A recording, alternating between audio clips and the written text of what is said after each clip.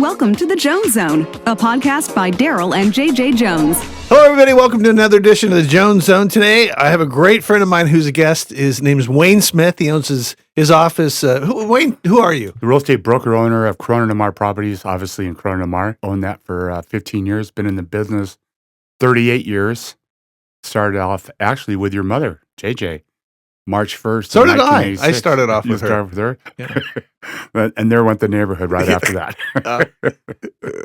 Yeah, so I've been in the business 38 years. Been in the Airbnb business for about 10 years now. And that's what today's topic is, Airbnb. I know that's a real hot topic. In fact, it's interesting. When I first came across Airbnb, I was showing properties in Anaheim near Disneyland. And I took these folks into this house, and typically, when you put a house on the market, you want to neutralize it and you want to make it, as appealing as possible to the broadest market. And they had done up the kitchen was pink, the bedrooms were this bright colors and Goofy and Mickey Mouse, and everything was everywhere. And I thought to myself, this is just kind of odd. And then I was talking to the agent. They said, "Oh, so these Airbnbs are this new thing, especially around here, around Disneyland." And then it made perfect sense. And since then, I've read about how, boy, if you have a themed Airbnb like that, you actually can compel a lot more money when there's things like that there. So let's just dive in. So you've had your own Airbnb for 10 years, or you've been running Airbnbs, let's say, for 10 years. Actually, longer. Okay, longer than 10 running years. for other people. All right. So our audience has chimed in with a list of questions. So I'm going to I'm going to just dive into those questions. Okay. How does Airbnb ensure the safety and the security of its guests and hosts? Actually, Airbnb can't really secure the 100% of their guests and their hosts. However, when an applicant comes in, a guest, there is a screening process you have to go through. And they screen your identification, your bank account number, and any government type of issues. They will screen those, and they will for the host as well, to make sure it's your property, you represent it, you have authorization, you have the insurances in place. Airbnb does that. Yes. Oh, okay. Actually, as a matter of fact, Airbnb actually has an additional policy in the event something unforeseen has happened. They have a policy up to $1 million in the event something catastrophic happens to the guests and so forth, and to the property. So that's a nice insurance that's provided. Yeah, a necessary insurance. So now, what are the most important factors in choosing a successful Airbnb listing? What makes for a really good Airbnb? I guess for the owner and which would mean it would be for a guest as well. Well, there's a lot of factors that come into play all in one. One is the price, 2 is the location, 3 are the amenities, and 4 are the qualifications of the property. 1 is, does it meet your price range? Is it in the realm? Is it in the budget that you can afford? Number 2, location. Give you an example. My Airbnb is in Newport Beach on the ocean side of Newport and Balboa Boulevard, which is a significant difference. If you're on the 200 block or across the street, if you're going to the beach and if you have kids, you have to walk across the street. And not everybody is that safe when they're on the beach because they're driving down the street. They might have been at a bar. They're looking at girls down the street. They're texting. They're not 100% paying attention. So you don't want to be on the other side if at all possible. Nothing wrong with it, but it's a lot safer on the ocean side where you could walk out of your house, walk a house or two, and you're on the beach. And that will compel how much? What's the difference in terms of price? The price really isn't all that much difference. Oh. Maybe a 10% above. Also, you want to look at amenities. What does the Airbnb provide? Give you an example. My Airbnbs, I supply a washer and dryer, detergent, and bleach. Nobody wants to go on vacation and start buying all this stuff. So I just provide it. I provide snacks, coffee, 6 waters each week, new linens and towels all the time. You want to possibly read the reviews on what some people have said regarding the property and or the host, because it can make a significant difference. And then now, so you're talking about those items, providing those items.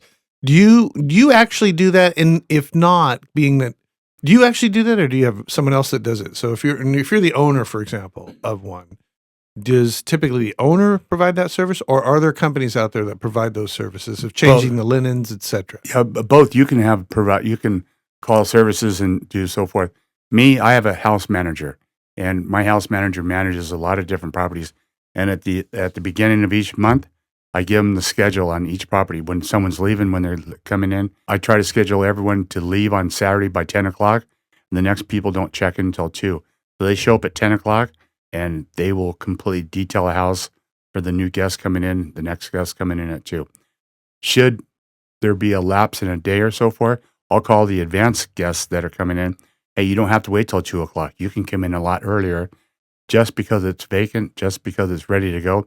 And you're starting off with a good gesture to give them something nice and be courteous. Yeah, we get there early, and well, no, you're probably a lot different from a lot of owners, I suppose. No, because you're such a nice guy and everything, and so when you say they have your number, they text you directly. Oh yes, absolutely. Okay. I always tell them if there's a problem, question, wants, needs, requests, just give me a call. I'm there. Sense. And it wasn't too difficult to register your home. So, for example, let's say there's a person that owns a property. Oh, let me ask you this.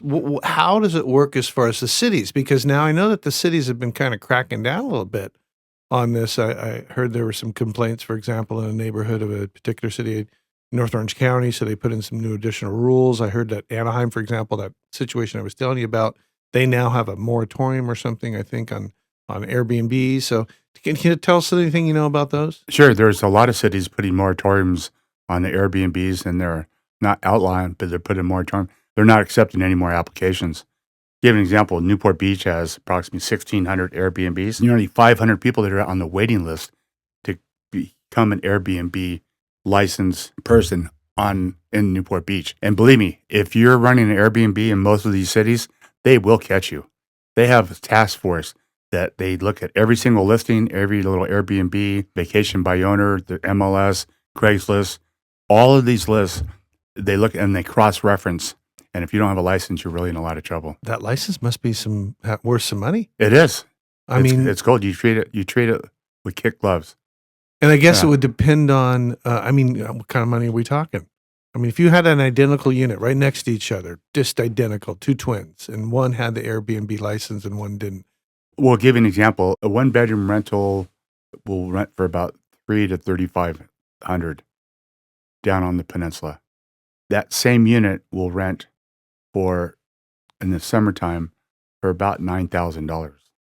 So there's significant. So your net operating income, if you're looking for a capitalization rate on a rate and your income, I mean, you could do a lot better with an Airbnb. But it doesn't happen overnight. Rentals that you have year round, you get the check at the end of the month, everything's good. You have to put the work into it. And you have to take care of the units, constantly clean them, and you have to constantly pay attention to your neighbors too, because you don't want them complaining. You want to really take care of them as well. Right. What kind of security do you have? Any microphones or video devices or anything of that nature? Or do people have that? I know that if you do, you need to, you have to post signs saying, hey, you're absolutely, 100%. You have to disclose it. I have cameras on the outside, on the front and the back, but that's it. There's nothing on the interior, and just the front and back. And now I'm just curious. Now, because I'm sure there's some tenants that are thinking, I don't want cameras there. Is there a turn-off button? Is it something that no? You know what? In today's society, driving here, I was probably filmed 100 times. So there's cameras everywhere. Yeah, but you're a star, so I mean that's different. Like a shooting star, right? No, you know what? No, there's never really been a problem. All right. Well, no, absolutely. And a lot of people have devices now. You can go in with a device and see if there's cameras anywhere. It'll light up. And so you could take that. If you could take that wherever you are traveling, you have these little devices, and it'll scan a room and see if there's any cameras whatsoever. That is very interesting, and I'm glad that you haven't been arrested yet. Well, they're still looking for me. I was hiding out at your house. Oh boy. Okay, so let's back to these beautiful questions here. How are the prices determined for these Airbnbs? I guess they're like everything, market prices. But tell us more about determining. There's a couple different prices. You can go with the Airbnb recommended because they have an algorithm that says maybe the average price and the square footage and location should be approximately this. You can go by past performances. As soon as October hits, it'll significantly slow down until May. So I lower my prices by about 30 to 40% during those times. 4th of July, you could charge what you want and you'll get it. Wow. People want to be down there at the beach. You tell them you have a parking a block from the pier, everything goes. I mean, the restaurants are right there. The beach is right there. The surf breaks right there. So something like parking, for example. Now that, of course, would be because you're near the beach. And there's other areas like Disneyland would probably, those themed properties would be providing more value than the beach, though. And then you were telling me, too, that you even have bicycles for people, I think, if I remember correctly. Part of the services that I provide, it doesn't make a difference with a lot of people, but once a year I go to the Balboa Island garage sales, and I just bought 8 bicycles, for example, right? It cost me like $250 for like some nice Fan Cruisers. Are they the best bicycles? No. Are they the worst? They ride, they're comfortable, they funky looking? Yes. Are they free? Yes. Costs you about $200 a week to rent a bike down at the beach, right? And here these bicycles for free. And if they break or get stolen, it's not a big deal because I only paid like $25 for them. So it's not a big deal. I provide surfboards. So I have like 3 or 4 surfboards, big boards, small boards, for older guys like that live in your Belinda want to come to use the big board. They can come down, or the young kids that want a little, 6 foot. So I have boogie boards and I have beach chairs. It's important that the owner knows their audience. Obviously, this changes wherever you're at. You're in the mountains and you want to provide sleds and coats and beanies, I guess. I'm not sure. Exactly. Like snow toys. Yeah. And then I heard that also even properties that have big game rooms with pool tables and foosball and a swimming pool and things like that will also warrant more value, and they'll be able to obtain more rent, right? Exactly. You have to think about everything you do. You have to think about how would you like it if you were going on vacation? What is it you would like, and what is it you would appreciate when you check into an Airbnb? Would you like free detergent and bleach so you don't have to go buy it? Would you like that there's coffee already there and there's some condiments already there? Would you like these little things? And the answer is always yes. So just provide them. It doesn't cost that much more, and it's an added service that very few people do. As a landlord. So I'm reminded of a great story about this one survey that was taken of hotels in LA County, and the Second Place Hotel, gosh darn, I'm not going to remember the name of it off the top of my head. However, it wasn't anything elegant at all, but it got voted number 2 because one of the things it did something that was memorable. And what it had at the pool, there was a big red button, and the kids could go out there and push it. And when the kids push it, a waiter comes out with a popsicle and brings a popsicle to them. It costs, 80 cents for, back then or whatever, popsicle. So, there's types of things like that you could probably implement into the same Airbnb. Maybe not to that and it's so memorable. Exactly. Well, I even have a big giant wagon that some people, sometimes people come with a lot of kids, right? And so they want to take everything down the beach. I have this wagon with big old wheels on it. You can take all the chairs, you can take the barbecue, take everything down there. What are the benefits of the Airbnb compared to traditional hotels? What would you describe it? Well, pros and cons. Airbnb is a lot more private. Suppose you just want to cook at home. So you have all your pots and pans, you have an air fryer, you have microwaves, you have stoves. Unfortunately, some people are skimping in on going on vacation. So the more you could save them, the more you make it accessible for them to have a better time, the least amount of money, and a better experience, the better off you are. It's a win-win for everyone. Yeah, so Airbnb compared to hotels is the privacy, and a lot more comfortable, less your own A lot of stuff. times with a hotel, if you have kids, you know what it's like hauling all that stuff all over the place, down rooms, checking in, down in, you're walking all over the place. Most Airbnbs, you park right in front of your house. Yeah, You walk. The convenience level is a lot better. So now, how can a guest verify the legitimacy and quality of an Airbnb listing? It's always good to read the comments. People have always make comments and the references. They can contact Airbnb themselves to find out if there's been any significant complaints, any problems whatsoever. They can check with the city, see if they're licensed to make sure it's legit. There are some people that post illegit stuff. You have to be careful. Read the remarks and make sure if they're a superhost, that they'll say they're superhost. Oh, is that a level of hosting? Yes. Called a superhost? Oh, interesting. Yeah. You get to wear a little cape. Awesome. Should have worn it. No, no, I'm serious. If you become a super host, there's a lot of significant things you have to have a star ratings above, like a 4.8 or 4.5 or above, and so they'll rate you. So, and you talked already a little bit about how to get more bookings and positive reviews. Anything else you can add to that? First of all, make contact with your people, and when you first meet them, send them a text, email, and call them, and find out how they respond back to you. That's generally how people like to connect with you, because some people hate to talk on the phone, but they'll text you, or they don't text, but they'll email. So stay in contact with them and check in with them right after they've checked in. Did you get in okay? Is everything good? Is there anything I can do to make your experience better? Always ask them that question before they even check in. Give an example. Somebody might check in with kids. I go, do you need a playpen and a high chair provided for you when you get there? They go, yeah. They don't even ask, but you know as a superhost that if they have little babies or little kids, they're going to want a playpen or they're going to want, beach toys for the kids. You have that provided for them. It makes life so much easier for them. And then, so something like that, you would actually go get, or do you always? I always have that stuff there. Yeah. So you have a huge amount of things already on hand. Yeah.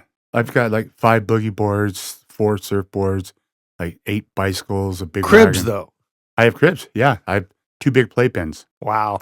One's for you and one's for Yeah. kids. Now, are there any hidden fees? What are the hidden fees and costs associated with booking an Airbnb? No, everything's upfront. The Airbnb charges the guest approximately 13%, and there's a cleaning fee also that's always disclosed, and they charge the host approximately 3% of whatever the booking is.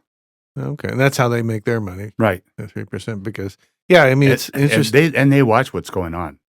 Airbnb, they read all these texts, and because you get so many different type of people that approach you for all kinds of different reasons. You said they read your texts, texts. They read your texts. No, on the Airbnb app, when people are communicating with you, okay, they'll even respond to you. You haven't responded back to your client's request. Oh, quality control. Yeah, they really stay on top of it. Now, how about Airbnb? How do they handle cancellations and refunds? There's a lot of different ways a host can set up a cancellation. They can have a soft cancellation, just cancel anytime you want. Personally, I have a firm cancellation policy. If you cancel within 30 days, you only get half of your deposit back within 30 days. They have super strict. Once you book it, there's no refund whatsoever. So it depends on what the host is and how they like to work things. The reason I have a firm refund policy, things happen in people's lives. For whatever reasons, things happen. They cancel within 30 days. Say, you know what, I'm going to have to charge you half that deposit. The property goes right back, becoming available again. But I also tell them, listen, I'm going to try to rebook this. And after I rebook this, I'm just going to give you your full deposit back. I don't want to take advantage of somebody's mishap. You want to help them out. Within 30 days after they make the booking, or within 30 days before the date Within the 30 arrives? days. The date arrives? Yes. Yeah, okay, I'm sorry. Just got to get that wrapped around my head here. So if somebody has a booking on June 20th, right, and they cancel today, they'll only get half their deposit back. Okay, but if they cancel prior to that, then they get their full 30 deposit days, back. yeah, full deposit. Some have a super strict policy. There's absolutely no refund. Some have within 48 hours of the cancellation. Oh. I do a 30-day. Yeah. But there's options, so that's good. But it's always good to work with people, too. They have to cancel for whatever. Something's happened to people that's unforeseen. And if you could rebook it and they're going to take your spot, by all means, help them out. Right. That makes sense. They'll remember you in the future. What's the cleaning and maintenance expectations for both hosts and guests? In the Airbnb, there's a checking out checklist on what a lot of hosts request, what they would like them to do. If you're up in the mountains and it's wintertime, you might have to turn off the water to the whole house. You don't want to freeze the pipes. At the beach here, I request, can you throw the sheets into the wash, just start the wash. That's all you have to do. The cleaning people will be there shortly after there. To speed up, yeah. Yeah, and then there's a book we have also, an information book on things to do in Newport Beach, checking out policy, where the trash goes, house policies. Biggest house policy I have is no smoking, inside or outside the property. not even in patio. I charge $150 cleaning fee. Like like any hotel, you've got really nice, clean hotels, and they're going to warrant more money. They're going to be more valuable and more desirable. And then the shacks that are dirty that are less valuable. But Airbnb tries to keep up a certain standard. Usually. Absolutely. Yeah. And if you read the reviews, people will tell you. So how does Airbnb address issues or disputes between hosts and guests? They have a mediation department. They will mediate and they will get involved on and make their decision what they think is right. I mean, you can plead your case. How does Airbnb contribute to local economies and communities, in your opinion? How's that? Oh my God, all these tourists come in, and most of them they really don't eat at home that much, so they're out spending money in the restaurants. So that's bringing in revenue. They're keeping all the tourists, all the boats full. They're renting jet skis. They're renting all kinds of different things. They're going to Disneyland a lot. They're going to like local amusement place. And they're really out almost every day out spending money, which generates a lot of taxes for the city. What measures does Airbnb take to protect user privacy? So we were mentioned earlier about cameras. What does Airbnb in terms of protecting their if you have cameras, you have to fully disclose what cameras and where they are. It's not advisable to put cameras inside of a place. Absolutely not. I have cameras, one on the front of my building and one on the back. Yeah, just to get an idea. Who's coming and going. Not only who's coming and going, if something happens to someone's car or something happens for security reasons, we have a method and ways to maybe track the perpetrator on somebody's misfortune. How do regulations and local laws impact Airbnb listings in different cities? A lot of cities are generally the same. They want a safe, secure environment for not only the guests, but for the neighbors. They want to make sure it's not highly impact. There are some Airbnbs where you get 20 people in them and it's a raging party, and it's just... I think that's what caused a lot of the cities to start noticing them. Well, obviously, I guess, the complaints, and people were using them as party houses. Yeah. Each city has its own rules and regulations, and they have a lot of strict rules and regulations where you have to post things. You have to have your fire extinguishers. You have to be up to date, make sure there's smoke detectors and carbon monoxide detectors. So they have all the regulation, and they have the right to come and inspect these properties sometimes. Airbnb does? Yes. Do they have reviews for clientele? Do the guests have they do. Client reviews? So you can... I was just thinking to myself, and these loud clients that caused a lot of the cities to say, "Hey, what's going on?" Speaking of loud clients, it's my opinion. You could do what you like. I don't put any music devices in any units. No, Alexa, play the Rolling Stones. And you're playing music and you can play that loud because sometimes people are festive and they're coming home from having a good time. I don't put any speaker systems in any units. Okay, so they rarely even have the ability to make too much noise. That's right. And as far as I supply probably about 10 games in each unit. None of them are drum sets. No, drum sets and trumpets. Okay. That's probably wise. Yeah. All right. Yeah. So the guests will have reviews on them, but of course, if there's a crooked guest, they're not going to use. I mean, I don't know. No, you want to think about the outcome of everything you do. So you put a speaker stereo system in there, you're going to get people coming home after they've had a good time and they want to play some loud music. And the neighbors aren't going to like that. Yeah. What's your number one advice for people who are owning a property that they want to turn into an Airbnb? First of all, go to the city, make sure you can get the license. First step, check with the city. Check with the city, make sure it's got a license. And if it has a license, it's transferable. If you're going to purchase a property, make sure it's transferable. So you definitely want to make sure it's transferable. And then you can go on Airbnb the site, and then they will give you kind of a market value of what they think it would be worth per night. No, that's up to you. You just have to do a survey on everything that's available. But they have an algorithm. Yeah. Airbnb has all the prices on all the competition, everything. So I see. What you do is you have to compare what your property you believe looks like and compare it to whatever else is. If you have a 3-bedroom, 2,000 square foot single story with a pool, compared to the other 3-bedroom, 2-bath single stories with a pool, like you're selling a house. Well, plus location too.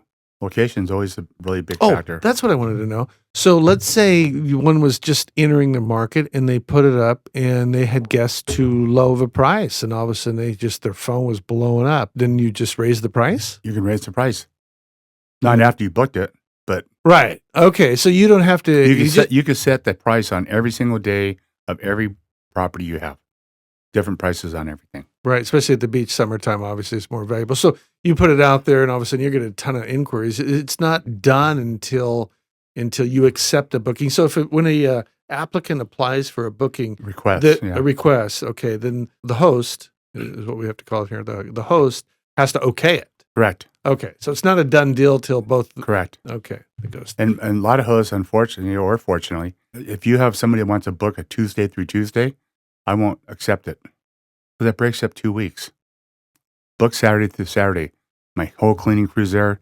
They get there at 10. They do all the units. New people move in. And if you book a Tuesday through Tuesday, you might break up 2 weeks. It'll cost you a week. So that could cost you like $2,000 to $3,000. That's kind of common at the beach for rentals, isn't it? Is it Saturday to Saturday? Generally. Somewhat.